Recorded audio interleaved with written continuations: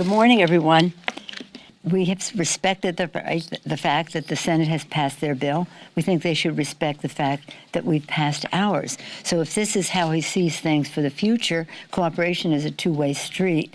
And when you're talking about the children, this is a very big priority for us. So we'll continue our conversation without threats or without predictions, but holding up this concern for the children on the border and for children across America as a moral imperative, and we will fight that fight. So, administration also opposes. So if it comes to it, So what we were just hoping to do is to have an improvement on the Senate bill for the children.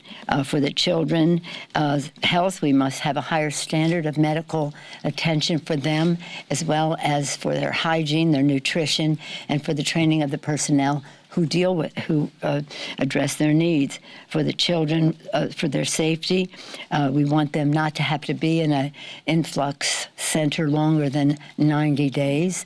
Well, I haven't been told by the administration that the president. What we're asking for is to have transparency and accountability in how we deal with it. This isn't about, I hear some people saying it's about more money. No, it's not about more money. It's about more accountability and more standards that I think we all share. I don't know why anybody would be afraid of that. My view, as many of you know, I mean, I would be considered one who's not inclined to violence and war or in any way, but if you start endangering children, I become a lioness. You get near those cubs, and it just evokes a response that is natural. In our caucus, is if you ask the question in the previous meeting, then you have to be in line behind other people. So this isn't about threats or challenges or anything like that. It's only about humanity and the courage to do what is right for the children. It's not, it wouldn't take a long time, but it would make a big difference. And that is what, I'm very proud of our colleagues for what we voted on the other day. A conference is a compromise, and so we would suspect that that would be part of our conversation.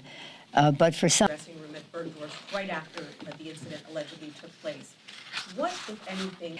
The Rio Grande has a personality. This is not just a little river that you swim across.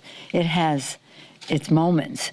So I can just imagine how that happened, and I just think it's such a shame for that to be the face of America around the world. Exposed to some of what we were proposing. And here's the thing. Now, we all want to have border security and do what we need to do to protect our borders, north, south, east, west, Gulf Coast, whatever. We have to do that.